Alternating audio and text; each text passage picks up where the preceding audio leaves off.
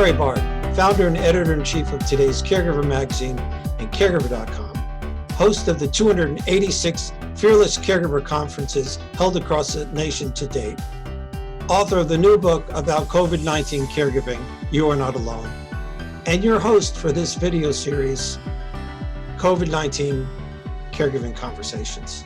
Our goal, as with all we do, is to help family caregivers learn about the people, support, and services you need to best care for your loved ones and for yourself. One of my favorite parts of what we do is when we spend a day with our fellow family caregivers at the Fearless Caregiver conferences. Of course, this is not presently possible due to COVID-19, so we hope to be able to continue this interaction with you virtually until we can once again spend the day together. The National Alliance for Caregiving and AARP have just released the new study, Caregiving in the U.S. 2020. Now, this in-depth study is the most recent update of the valuable research series, Caregiving in the U.S., conducted roughly every 5 years. The 2020 update reveals that the number of family caregivers in the U.S. increased by 9.5 million over these past 5 years, and that family caregivers now encompass 1 out of every 5 Americans. The study also reveals that family caregivers are in worse health than ever. So I'm pleased to be joined by our good friend and caregiver advocate, Grace Whiting, the president and CEO of the National Alliance for Caregiving. Hi, Grace. It's nice to see you again, even if it's virtually. Hi, Gary. Thank you so much for having me and for all the great work that you're doing for caregivers.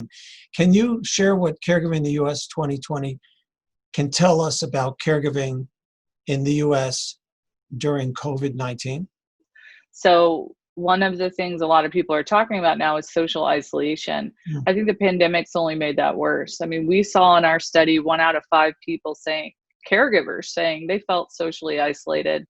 And then you think about not being able to leave your house for 2 months, not being able to access your normal systems of respite care like adult daycare or even senior centers or churches or other faith communities. And I think a lot of caregivers who are, particularly those living at home with someone, feel isolated. And you also have people who are caring for someone where they're physically distant and they're really not allowed to be there with that person, whether it's someone who's in the hospital, who's been quarantined, or, someone in a facility. And so they're not letting any guests in. And that's been really challenging for caregivers to be excluded from those settings when they've really been a partner in care the whole time. One of the things I really like about the report is it details caregiving in various communities. Asian Americans, Hispanic, African Americans, LGBTQ communities, among others. Did the 2020 report offer any surprises about the similarities or differences between caregiving in these communities this year? Yeah, I mean, so America itself is getting more colorful and diverse. And I think the data that we have tracks that. You see 40% of America's caregivers are in a diverse background. We see 10% of America's caregivers roughly who are LGBTQ. And one of the things that always surprises me, but again was present in this, is that particularly among African American families and Latin American families, you have people who report that they have less help, they have less resources, they're at lower income levels, and yet they find that they have less strain overall. And we asked a new question this year about the positive sides of caregiving. Yeah. Roughly half of people said they have a sense of purpose, but those positive emotions are higher in African American communities and Latin American communities. So it does make you think there's something about this cultural concept of our family takes care of itself that other communities can learn from what our neighbors are doing, and the networks where people sort of take a more holistic approach. What do you hear from family caregivers about the study, the reports, the updates, or what have you heard over the years? I think caregivers are excited to know that they're part of a larger movement, that it's not just individual. I mean, we think about what we do in our day to day. And we don't always give ourselves credit for how much we may be taking on. But in the aggregate, we're talking about one of the largest unpaid workforces in the United States.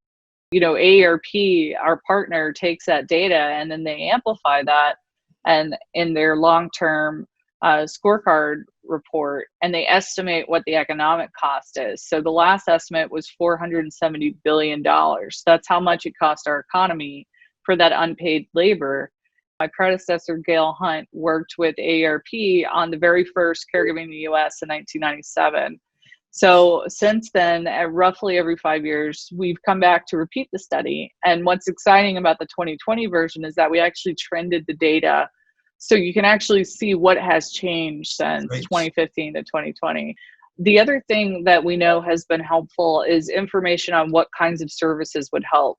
Things like tax credits, paid family leave, more information and support, and just even, again, low-hanging fruit, having doctors and other providers ask, what do you need to care for yourself? What do you need to help care for this person? Wouldn't that be nice if we're seen as more than just the person in the corner pushing the wheelchair, told what to do and go on our way, that we're seen as an equal member of our loved ones' care team, that the doctors, the care professionals turn to us and say, now what do you need? That would be wonderful. Yeah, absolutely. And even just that recognition that you're not window dressing, but you're here, you're an active part of this. Thank you, Grace. Thank you for your time. Thank you for all you're doing at NAC. And I look forward to seeing you again in person someday soon. Absolutely. Thank you too, Gary. I appreciate it. About the living will. It doesn't do any good if it's in a sealed envelope behind the nurse's station.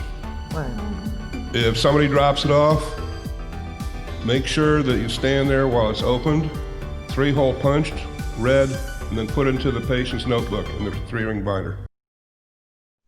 One of the most important concepts that we've all heard about since the beginning of this pandemic is telehealth. So I thought it'd be a good idea to talk to Jim Riley, Vice President of the Healthcare Division of Connect America, to give us some more insight on telehealth and what it means to family caregivers. By the way, Connect America is today's Caregiver magazine, caregiver-friendly, award-winning organization. Jim, how have you seen COVID impacting the care environment, especially for family caregivers? Connect America has been around for 35 years, is a very experienced leader in this space of remote patient monitoring, which includes telehealth. We are a national company, and we care for well over 1 million people since our inception. I think that the goal for not only for both formal and informal caregivers is to improve the quality of life. I think it's to reduce hospital admissions, higher level of care, and to take pressure off the caregivers. Overnight, COVID-19 has accelerated the adoption of telehealth like I've never seen before. Okay. Probably people are saying that it's probably accelerated about 10 years. The government allowed the use of a telephone, telephonic care, something we've never seen really used for treatment and evaluation and management of disease. So for people that didn't have a cell phone, a smartphone, access to a tablet or computer, they were actually able to have their doctors and doctors' extenders treat them and assess them over the phone. Groundbreaking. What aspects to telehealth do you think are going to become permanent due to COVID-19? Up until COVID, your own home was never allowed to be an originating site.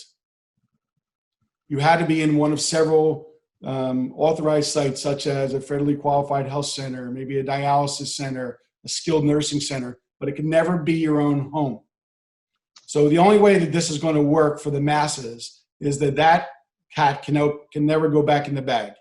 The originating site must be allowed to be your home. And I, as well as other practitioners and other competitors of mine in the space, all feel that is never going backwards. Remote evaluations, and they call them e-visits by the physicians, I don't think they're ever going to be changed back either. Okay, so someone from the office staff who wants to call you a couple of times a week to make sure your mom's okay, that I think is never going to go backwards. That's an e-visit, basically short visit, billable under Medicare. Where do you see the industry in 5 to 10 years in respect to the support it offers family caregivers? I think at the end of the day, caregivers are going to be asked to do more. We're going to give them more education. We're going to give them more skill sets with technology, and we're going to ask them to do more. Okay. At the same time, we're asking them to do more. We're going to provide them probably with better tools that are able to capture data for us. There's been, a lot of talk about things that we already do at Connect America. We already provide like remote tools. We have, watches. We have mobile devices that can go with people, detect falls and things of that nature, right? But I think you're going to start seeing more sensors in the future. You're going to see smart clothing in the future that is going to send passively, because the problem with getting data sometimes is people don't want to give you the data. So if you can passively capture the data, aggregate the data, put it through your analytics, you can sort of predict, upward trends of risk, and you can have your caregiver get notified earlier, even if you're with your mom 5 days a week, Gary, and she seems the same every day, but there could be something going on that you can't see that would eventually quickly turn into something more serious. Well, I think that's where this is all going. There used to be a call, an activation, a dispatch, an admission. Those things are all changing, right? Because we have better tools, we have better algorithms, we have better operators that are triaging better, all these things. And then we have the caregivers, which are being communicated to, that can intervene immediately. Son or daughter close by, get them to the house immediately, let them sort of drive the bus then, right? And that's a real game changer as well. Jim, what's the one most important piece of advice you'd like to share with family caregivers? So my message to caregivers is seek information, ask questions, don't take status quo as an answer, right? If something's not right and it's not right, keep pushing it or escalating it so you get a proper response and someone investigates it, more thoroughly for you to get hopefully a better treatment. Well, I appreciate everything you do, and I appreciate you taking the time to talk with me, because I know you're pretty darn busy these days. So my pleasure, Gary.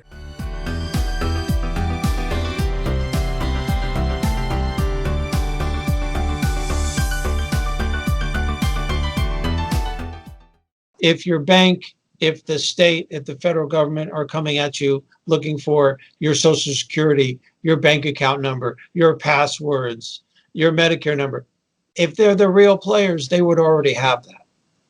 That's right. And another good example, Gary, and you and I've seen this time and again, the IRS. Those IRS scams are starting back up now that tax season is in full bloom. So anyone that gets a call from the IRS, that's not legitimate. The IRS does not call people. So again, that's one good example, but there are so many others where, like you said, caregivers are fabulous at just using common sense, and it breaks my heart like it does yours when occasionally people are fooled. So this is a time to be extra aware.